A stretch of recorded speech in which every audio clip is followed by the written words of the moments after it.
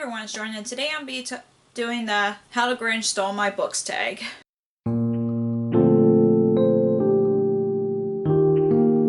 So I was scrolling around to find some Christmas-themed book tags that caught my eye, and this one caught my eye, and this is a fairly new, but it came out like 2 years ago. I'll link the original video down below so you guys can check it out. A lot of these questions are related to the Grinch, obviously, so but yeah, I love How the Grinch Stole Christmas, and I enjoyed some of the questions, so let's get to the book tag. So the first question is, treeing up the tree with Christmas stuff like bingo bells and hoo-foo fluff, a book that you just get excited to talk about every chance you get. And the book that I picked for this is Six Crescent Cranes by Elizabeth Lim. I just love this book so much. This is one of my favorite books of the year, and this is a retelling of The Wild Swans, but with this one you follow a girl who has 6 brothers that got cursed into turning into cranes, and then her stepmother is trying to stop her from breaking the curse. And I just love this book so much. I love the characters, I love the world, and I do want to finish this duology at some point, but I always get excited to talk about a favorite book that I like, especially from this year. And the next question is, must find some way to stop Christmas from coming. It feels like our favorite authors don't want to give us a new book immediately, right? So they're stopping our Christmas from coming. What new release can you not wait for? The one I picked for this is The Forest King's Daughter by Ellie Blake, and this is from the same author as the Frostblood trilogy, which I really love. And all I know about this book, this is about a girl who's falls in love with a demon, but then her father tries to declare war with the demons. I'm trying to remember the synopsis on top of my head, and I know that I want to read this book just because I like a book series previously from this author, and I want to give this one a try. And plus, it has a beautiful cover, and I just love that cover so much, and I'm just really excited for this release, and it's coming out in February, I think, and I just really want to read this, even though I have to wait a couple of months. So the next question is, All I Need is a Reindeer, a book that has an animal in the story. And the book that I picked for this is The Wizards of Once by Cressida Cowell. And as you can see, there's a big cat on here, and I really like this book series. I don't remember the cat's name, and I feel bad for it, but this is the one book that I thought of when it comes to animals, because I know with a lot of other books that I've read that has animals in the story, they either get killed off or they lose them somehow, but with this one they didn't, obviously. But yeah, I just wanted to show off that animal from this book. So the next question is, Oh, the Noise, a book that you keep hearing about but haven't read yet. And the one that I could think of is Fourth Wing by Rebecca Yarros. I still haven't read this yet, but I know that this book's been very popular since it first came out last year, and I know the third book of a series is supposed to come out next year, so I've been hearing this book everywhere on BookTube, and I'm sad I still haven't read yet, but hopefully I'll pick this up soon, but I don't know exactly when. But yeah, this is... Oh, someone's calling me. Sorry about that, but as I was saying, with a lot of hyped books, I'm always intimidated by some of them, even though I want to give them a try, just because from my personal experiences, I joined BookTube. The hype books are either one of the books that I end up loving, and some of them I didn't end up liking. So, but yeah, this is one of the books that is intimidating me, but I do hope to read this soon, and who knows where I'll fall, since it's a hyped book lately.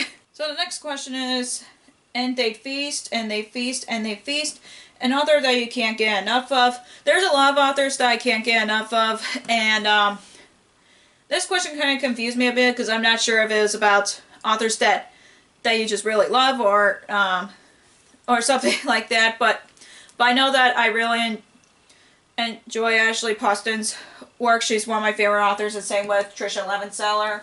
I know there's other authors that I like, but I can't remember on top of my head, so yeah, this question confused me, but I just thought I would just talk about the authors that I really enjoy.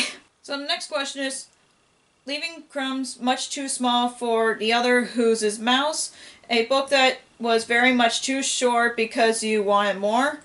That one is also, I had trouble picking just because I'm not sure if it's like a short book that I wish it was longer or like a book series that I wish it was longer. So I don't have an answer to this one just because that one was a little tricky for me in my opinion.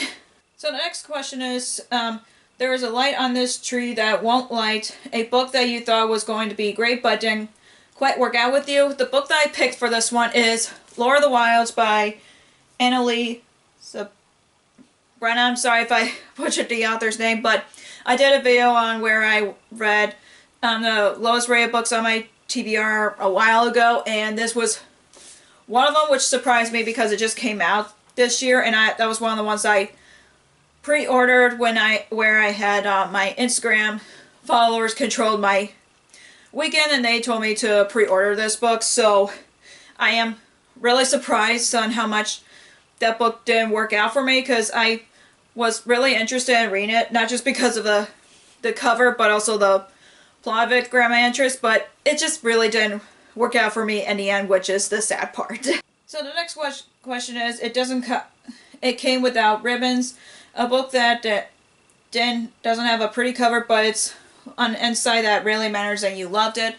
That one also is tricky because I know that a lot of books I buy have pretty covers, and I still have been enjoying them, but I can't think of one that I didn't like the cover, but I like the story anyway.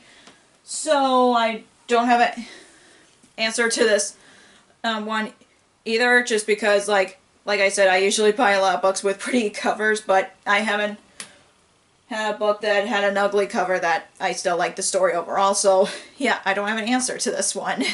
And the last question is, a book that made your heart grow 3 sizes, a heartwarming book or a book that you felt head over heels for. And I picked the second part of the question, which is a book that I fell head over heels for, which is Cinderella's Dead by Caitlin Barron. I just really love this book. This is a Cinderella retelling where like the story of Cinderella was true, but the society make women go to a ball to find a suitor, or else something bad happens to you. And we follow our main character who doesn't want to follow the society orders, and she just wants to be with her best friend, and that's the whole plot of the story. And I just really enjoyed this book so much that like I was starting to listen to it on an audiobook, but then I so got into the story that I was like, yes, I need to finish this physically. So yeah, I did end up loving this book after I changed from listening to the audiobook to physically reading it. So that's all for How the Grinch Stole My Books tag. If you enjoyed this video, give me a thumbs up and comment down below what books that you felt head over heels for, or any of the other questions that I answered, what your answers are down below, because I would like to know. If you haven't already, click the subscribe button and click the bell icon so you get notified when I post new videos. Also, you can follow me on social media like Facebook, Twitter, Instagram, and Goodreads, which all links will be down below for you guys. Thank you so much for watching. I'll see you in my next video. Bye!